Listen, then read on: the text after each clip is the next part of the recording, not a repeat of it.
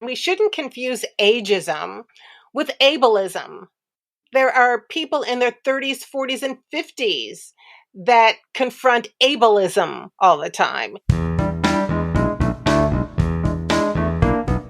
Hi, I'm Mariann Aalda, and you're entering a world gone good.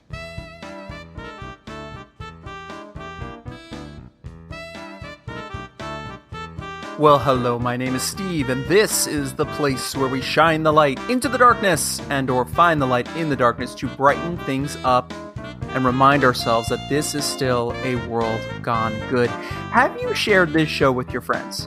Have you subscribed where you are listening in to us right now? Have you rated us? Even better, have you reviewed us?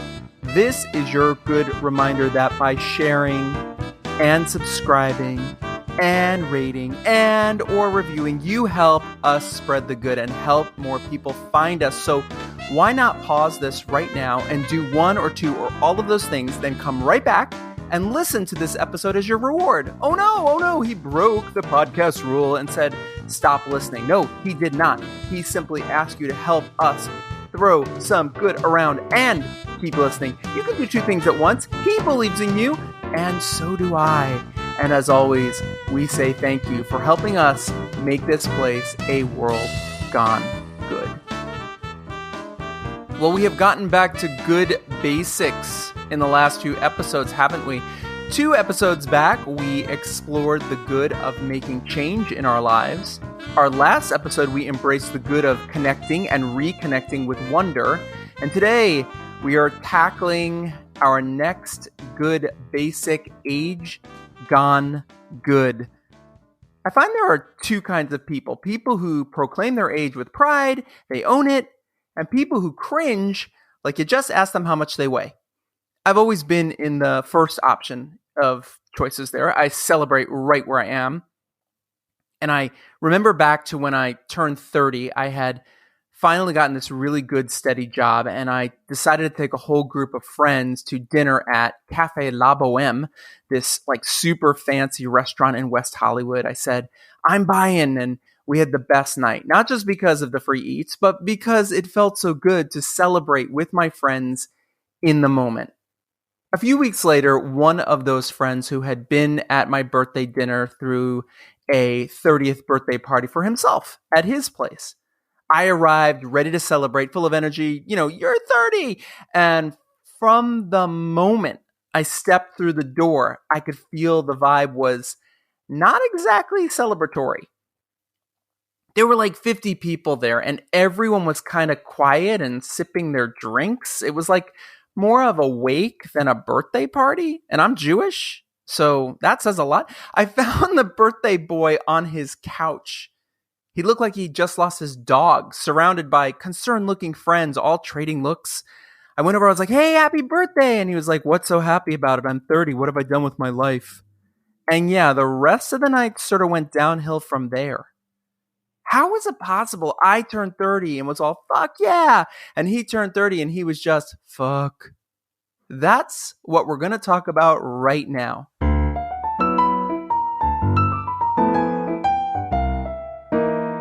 Mariann Aalda is an actor, stand-up comedian, and a fierce advocate for aging shamelessly. This is Aging Gone Good.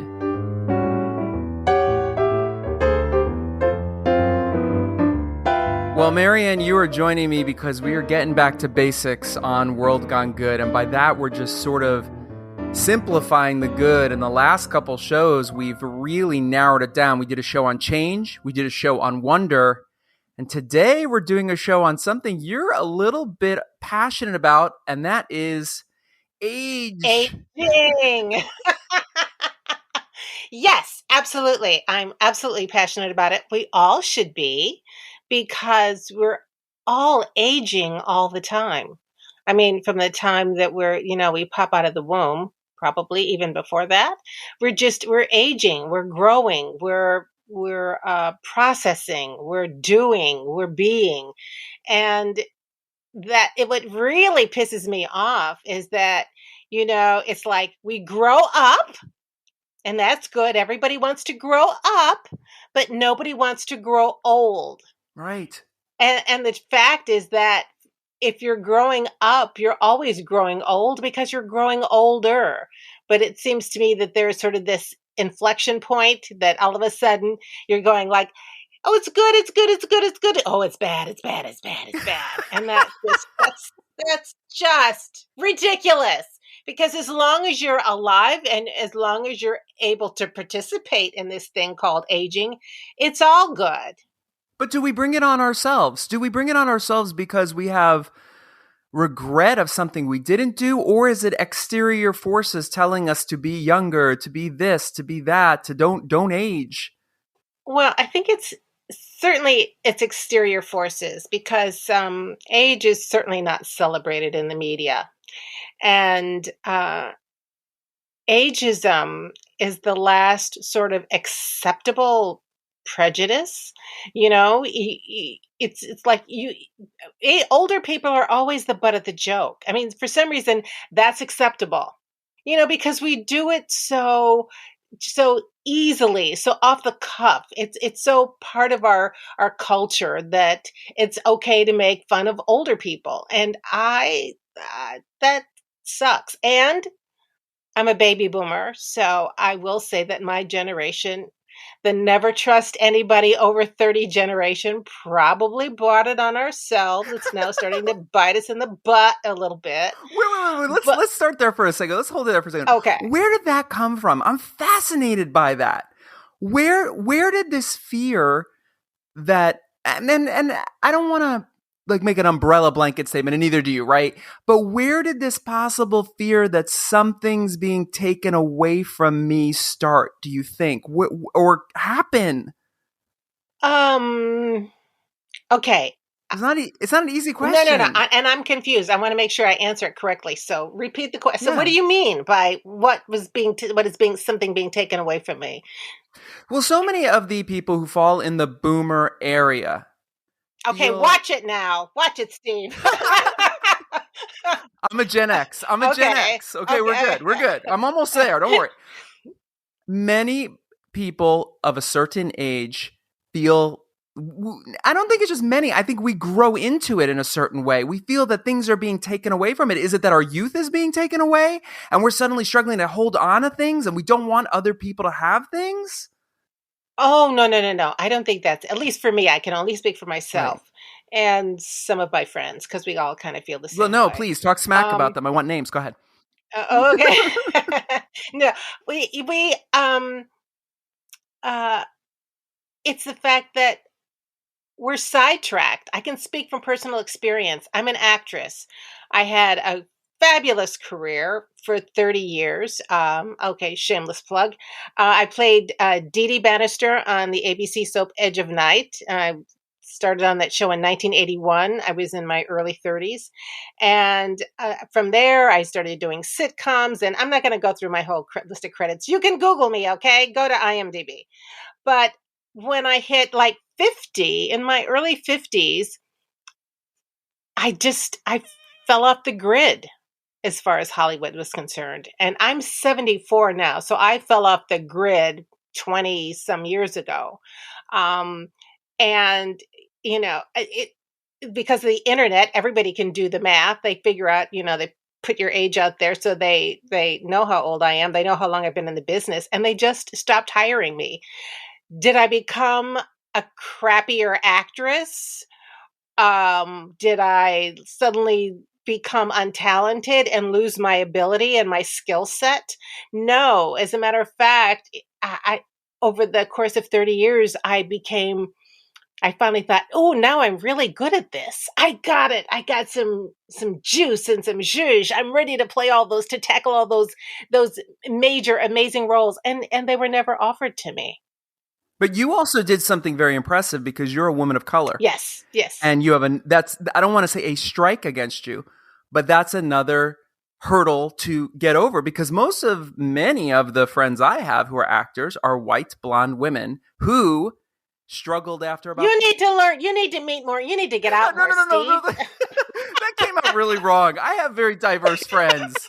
But my Okay. point being, many of my actress friends who hit 35, who were white and blonde, they were done. Like that was it. Like that was the cutoff. It was that weird black hole that a lot of people hit. And I think that I think that, comes back to the weird black hole that we hit in life. But as a woman of color, that's another hurdle for you to get over.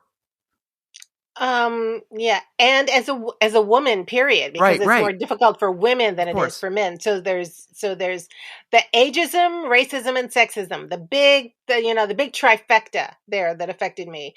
And I I do stand up, and I talk about a lot of stuff. As a matter of fact, I've been doing stand up for about 12 years now, and of late I've become more Chappelle-ish because I just talk about all the shit I want to talk about in terms of what's happening in the world, and I just comment on all of it. So sometimes, is it funny? People go, ha ha ha, ha. Oh, sometimes that is the response, which is actually this response I'm looking for. I want people to not just laugh, I want them to think. AARP got wind of me, and they sent out a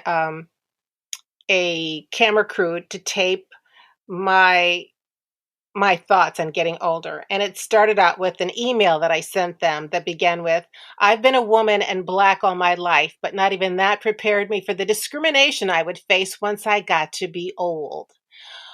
But I really I'm starting to rethink that, because I think being a woman of color has actually prepared me, because I've been doing battle all my life. I have built up that muscle, you know? I'm used to having doors slammed in my face, or at least not open for me. So I've gotten into the habit of banging on them. I think I'm probably a little bit more resilient as an older woman, because I've always had to be.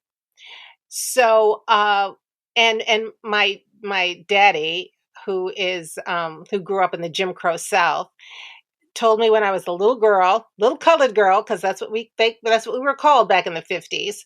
And he said to me, "Because you're a little colored girl, you're going to have to work 10 times as hard as those other folks. But don't let anybody else's no stop your yes." So that has been my mantra. Nobody else's. I mean, so if I must say so myself, I'm a bit of a badass, Steve. That's my nature. That's who I am. You have to be. You have to be in life. And I think that's where so many people on so many levels get pushed down. Let's go back for a second here because I want to talk about something else for 1 second. So I am of the age to remember you fondly. I can sing the Edge of Night song. Da, na, Da, da, da, na, na, da, da, na, na, da, na, da, na, da, na, da. na. Yeah, there you go. We got to get into the same key. Da, da, da, da, da, da, da, da, da, da.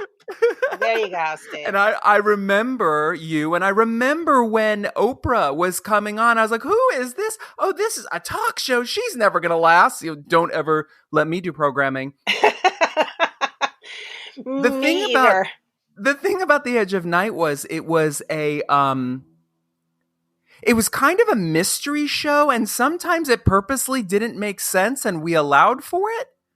Does that make sense? Well, if you're talking about the ISIS segment, when Louis Van Dyne was trying to overtake the town of Monticello by infiltrating the cable television system and sending subliminal messages to all of the citizens of Wait, and Monticello. wasn't that? Wait, I think that was Yes, Willie Ames. Wasn't it Willie Ames? Willie Ames He was was on on there there. He too. was on there at that Yeah, time. and Hmm. he was going after he was going after Lori Laughlin. Your very last line that you said on the Edge of Night was, do you remember? Your No. last line was "Don't ask!" Exclamation point. Now the question is, do you remember what the question was? Here's the thing about soaps. I wound up working at General Hospital.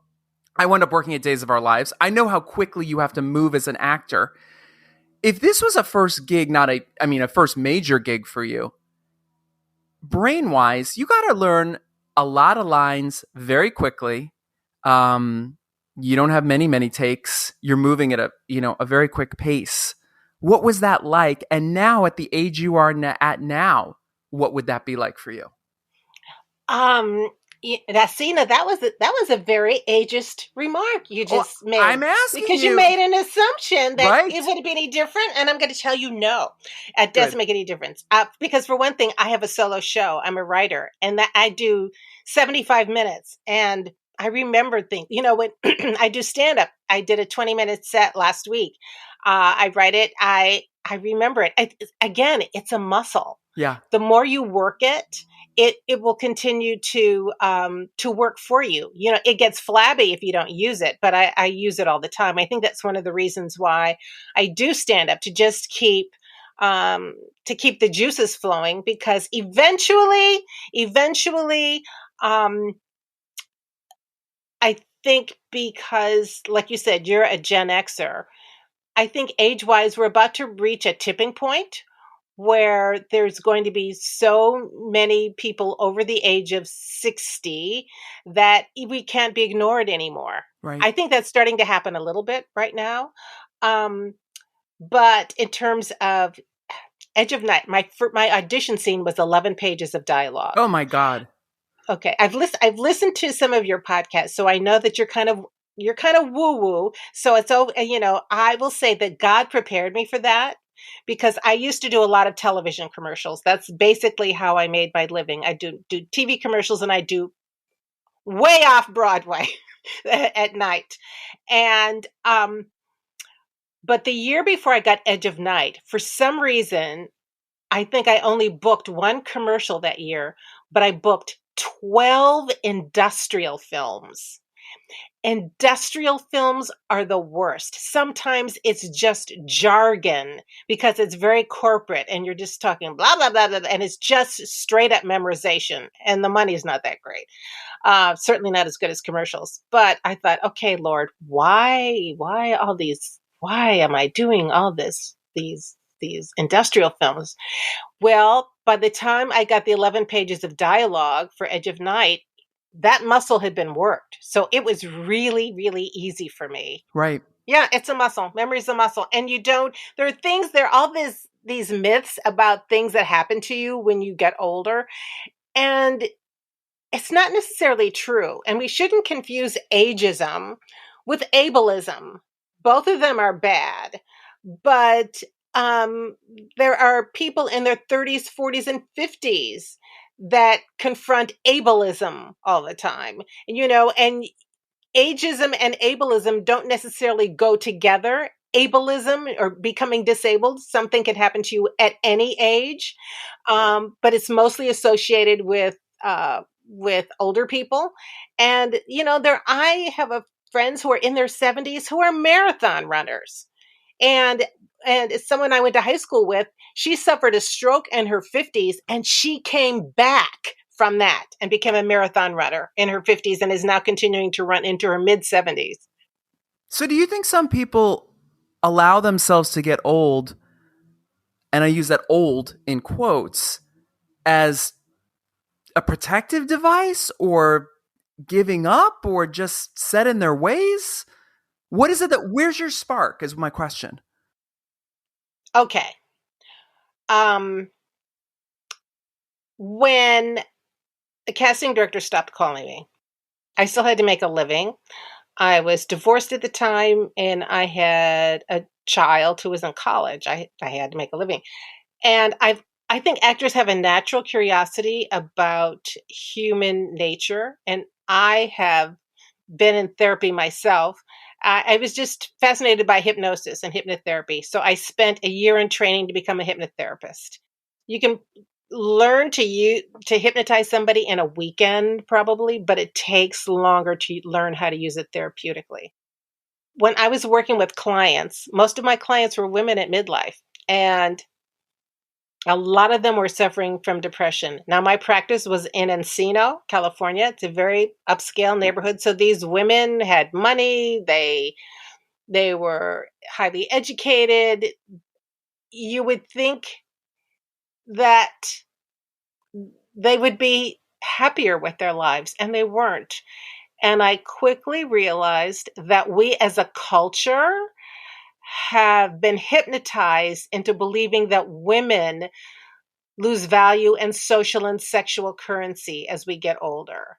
So, we have been mind fucked, Steve. That's the bottom line. We have That's been mind fucked into true. believing that, and because what happens is that, and this is why I've become very much an activist. Another plug, I was recently named the resident age anarchist for Women of Color Unite. It is a 5,000 member advocacy group for women of color who work in the entertainment industry, both in front of and behind the camera.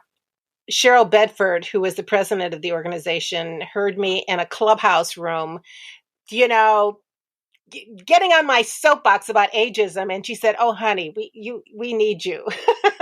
We need you. We need you out there, and we will put the force of our organization behind you, because what I am saying is something that needs to be heard, and we just need to keep saying it over and over and over again until people change their minds, change till we get a change of hearts and minds when it comes to aging and ageism." And the fact is that Becca Levy has a book out now about ageism. And when I was doing research for a TED Talk, another plug, my TED Talk is Ageism is a Bully, Stand Up to It. And in doing my research, she did a study at Yale University, and people who have a negative impression of getting older live on average 7.5 years less than people who have a positive image of what it's like to get older and a positive attitude. So, we do ourselves a disservice when we buy into the BS about what it is to get older. And we really have to change the culture, the images that we see on screen, in film and television, especially. Whoever controls the narrative controls the psyche. So we need to change the stories, and that's why I'm working so hard. Also, I have a vested interest in it because I'm an actor.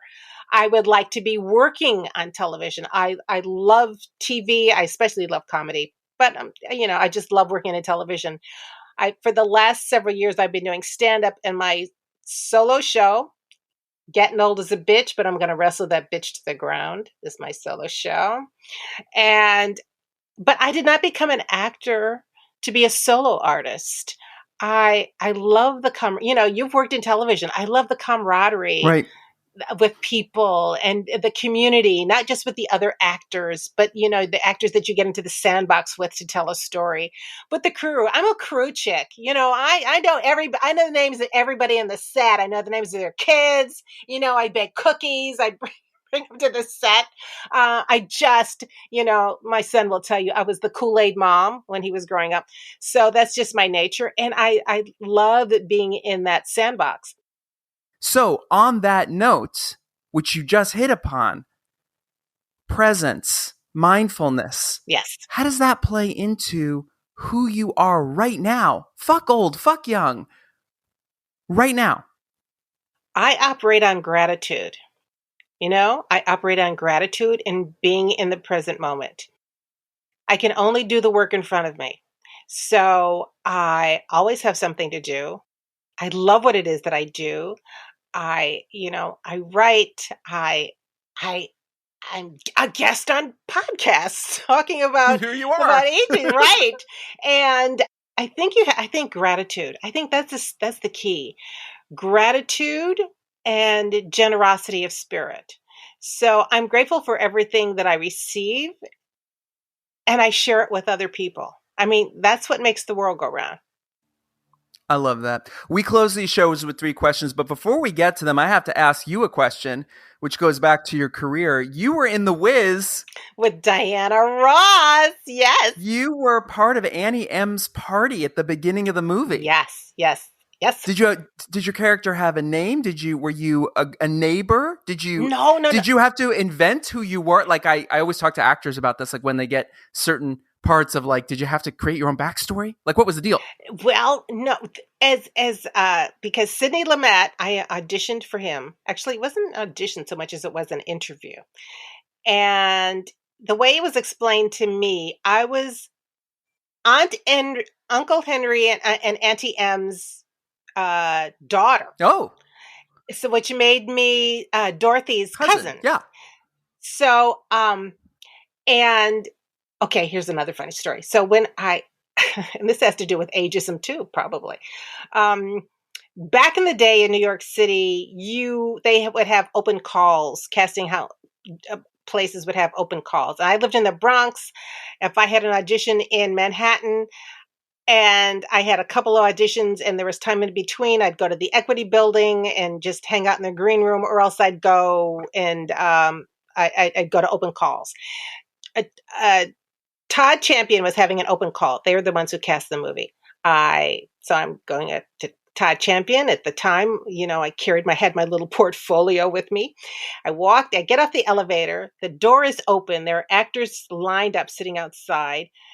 Joy Todd sees me. It was like in a movie. She points her finger and she says, "The young mom." And I mean, literally, I just got off the elevator and she yells that.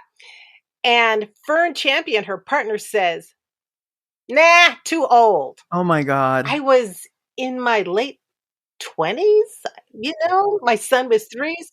So I think it was 27. So I do not need, I said I was a badass, right? Don't tell me no. They had with those Dutch doors where the top was open and the bottom was closed. I walked through that damn door and I followed that woman into her office and I said, "No, Fern, look. Here, I say I have my portfolio with me today. I have a Tidy Bowl audition today. I'm supposed to be older, blah, blah, blah." And so finally she goes, okay, Jesus. and then she turns to her sister. She says, "You give her an appointment 3:30 tomorrow." I said, "Oh, okay." Now I'm going back out, and then Joy, who had said, "Young mom," goes, "Psst, psst, psst." And she wiggles her finger at me. She calls me into her office. And she said, "Listen, can you get a baby?" I said, "What?" She said, "Can you steal a baby for your audition?" Can you get a baby? I said, "My son is 2.5 right now, so he's not an infant, but I'll see what I can do." God. So, he was 2.5, so I still had receiving blankets and all that stuff. So I got a bunch of little blankets, swaddling clothes. And I got one of my son's stuffed animals, which happened to be a bunny rabbit. And so I wrapped it up. I go to the audition. They took us in groups of 4.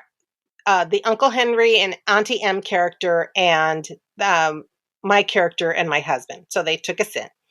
And Sidney Lumet is talking to all of us. And, it was just a nice conversation. We're in there for about 15 minutes. We're just talking and I'm just listening to him and I'm, rocking the little bundle that I was holding. And then Sidney says, "Boy, that's a really good baby. He slept through the whole thing." At which point I whip out the bunny rabbit and I said, "You mean this?" And he starts laughing. He said, "Oh my God, I thought you had a real baby in there." And I said, "Why, Mr. Lumet, it's called acting." And I got the job. So yeah.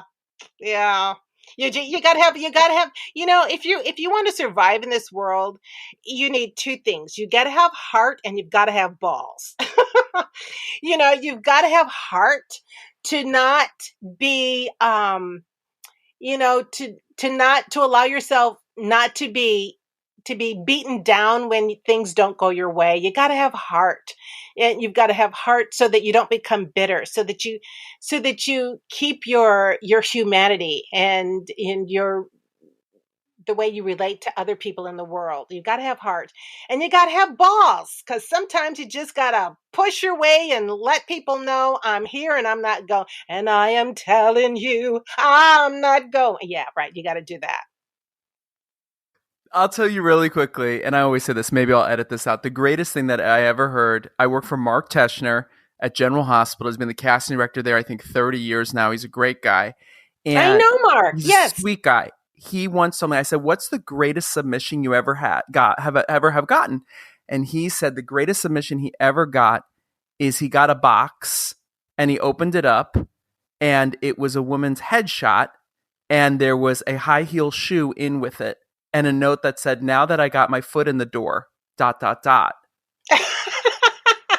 He thought this was so clever. He called her and he gave her like a speaking something or other. You know what I mean? He called her that week and said, and she was laughing. And he said, where are you getting all the shoes? And she was laughing. And she said, I just go around. I get yard sales and I go to thrift shops and I just buy up shoes and I've been doing it. And she's like, and it works. And he's like, it's so clever. So I leave you at that. So it's never too old. You can, that one is, that's a good one too. Go for that one. We close these shows with 3 questions. You know all the answers. Don't panic. First question is super simple. Where do people find you? How do people follow you? Go. Plug away. Okay. Well, I'm on Instagram at Mariann Aalda _aging shamelessly. And I have just started a campaign on Instagram, Say Your Age, because I think that's really important. We have to, I think, one of the things that we do as disservice to ourselves when we get coy about, oh, a woman of a certain age, or we don't tell our age, as if it's something to be ashamed of, and then we internalize that shame. So I'm about getting loud and proud and saying your age, and that is at Say Your Age _loud and proud on Instagram. And if anyone, please, please, please send me a picture with your name, and I will either, you can put your age on it or I will add it. I'll do my little thing on Word Swag and I can add that extra little graphic. But I want women to come out of the closet. I want them to be loud and proud and say their age. So please, please come join me on Instagram. Come join the campaign. Be part of the revolution. The last 2 questions are yours to answer. You can go back to anything we already talked about or anything you want to say. Question number 1 is, who inspires you? Wow. Who inspires me? Wow. Well, Maya Angelou inspires me. My son and daughter-in-law inspire me just because of the way they have raised their kids. I mean, they're really good people. You know, they're nice people. Even if I wasn't related to them, I would want to know them. And I just look at them and, they're very involved in church and they just make me want to be better. So I would say, yeah, Maya Angelou. And my son and his family. My son Christopher and my daughter-in-law Nikki. I need to give them billing. And my grandchildren Sydney and Bryce. Okay. And the final question is not even a question. It's a statement to finish. And you know how the song goes. Don't sing it because I can't clear it. Just finish the statement. Tell me something good. That was it. That was a sigh. I was breathing. Tell me something good.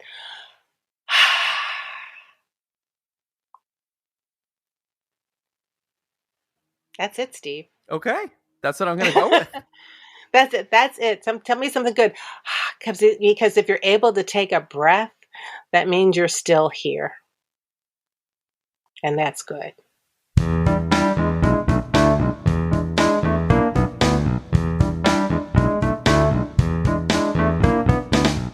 Thank you, Mariann, for sharing your good. Okay, who's ready to embrace their age? It's just a number. And you are right where you are meant to be. Don't forget that. Next time on World Gone Good. I think art, creativity, I think it makes life good. I mean, I think it makes it worth living. And so I like to celebrate people that are doing interesting things, filmmakers, writers, actors. It's brought so much joy to my life, and it's never felt like, I gotta do that again, you know? Dennis Hensley loves the 1970s, especially 70s game shows. That love turned into the Mismatch Game, a live game show that started out as a lark for his birthday and has blossomed into raising over $200,000 for the Gay and Lesbian Center of Los Angeles, all through live performances. We're going to talk the good of following the fun, helping others, finding the perfect game show host tuxedo, and much more good. I can't wait for you to hear this great conversation with a good friend of mine. Until then, be good.